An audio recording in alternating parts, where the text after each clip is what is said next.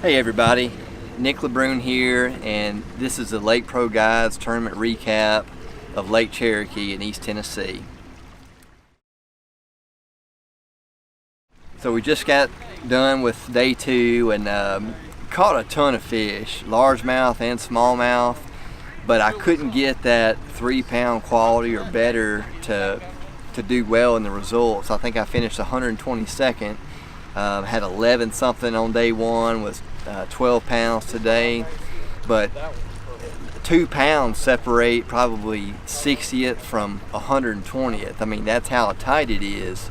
So I'm gonna share with you kind of what I was doing and a few techniques and a few areas of the lake, but this is a great lake to come and just catch fish. Some guys are figuring out how to catch the bigger ones, but I had a blast, getting my butt kicked, but had a blast doing it. And I think most of the fish are kind of up spawning.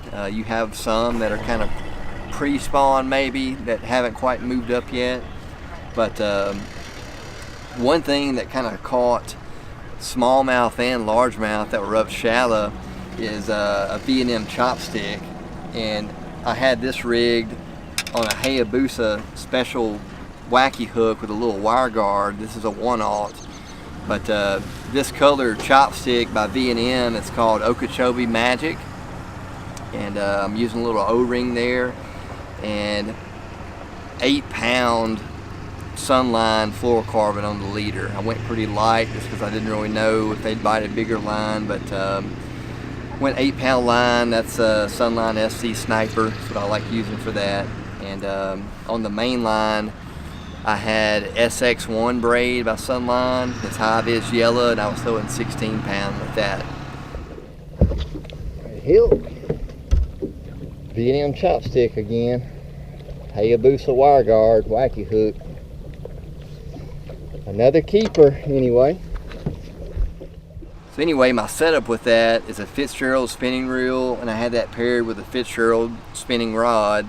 This rod is 7.3 medium heavy. It's their Stunner series, and it has enough tip to kind of play those, good sized fish, but you can also have a little bit of a backbone to set the hook like you need to sometimes with a wacky worm or a little finesse jig. So most of the time, unless I'm using a drop shot, I'm using this setup for most of my spinning rod techniques. So moving right along, I had some bites throwing a little small swim bait, like this little 3.5 producer.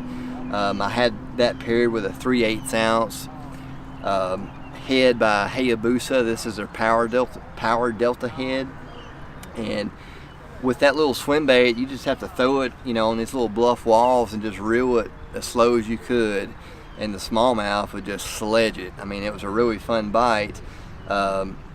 Just couldn't get the quality on it. I know a lot of guys, caught 3 and 4 pounders doing the same thing, but definitely as a player right now, had that pair with 12-pound FC Sniper by Sunline fluorocarbon, and as always, a Fitzgerald Stunner series bait casting reel, and I was using a Fitzgerald all-purpose 7.3 medium heavy rod on that. So again, the little producer swim bait, normally I like throwing a bigger one, but up here you kind of had to downsize. This week, it seemed like if you had this little bitty orange blade as your front Colorado blade and some kind of willow leaf on the back end, that's what those largemouth and smallmouth wanted. In practice, I had a really good practice with a spinnerbait, throwing around wood and throwing around holes in the bluff walls, but I don't even know what brand spinnerbait this is, but any kind of little small 1/4 ounce or 3/8 ounce spinnerbait, and if you put on that little orange blade like that, you'll get crushed. I don't know how big they'll be, but you'll catch a lot of fish.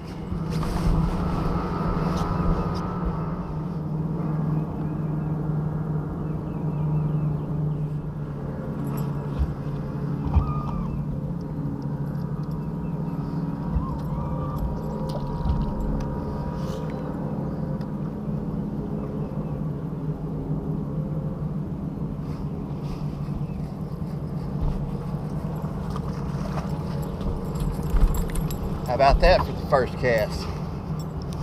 Thank you, Lord.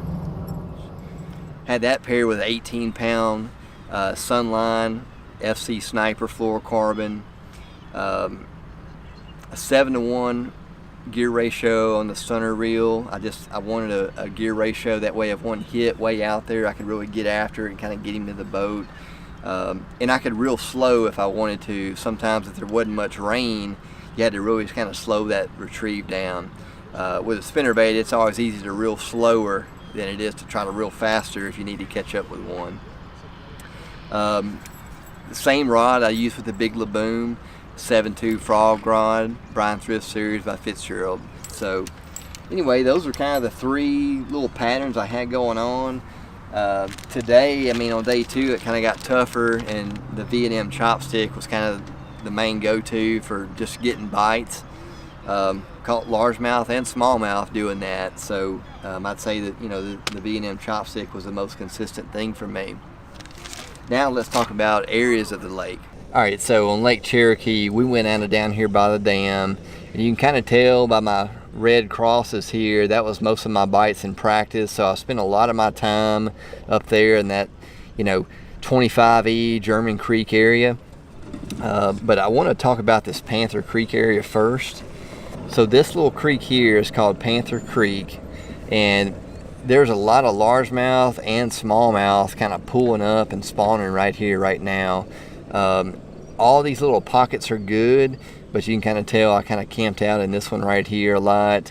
You want to look for the boulder rock that kind of has holes and caves in it, and that kind of seemed what I was targeting the most to kind of get bit with the chopstick and the producer swim bait. So there's the coordinates for Panther Creek. All right, so now we're going to move kind of up the lake here, and this is another little area. I really don't know what this would be called, but it's just kind of a little pocket that's got some boulder rock that comes way out toward the main lake.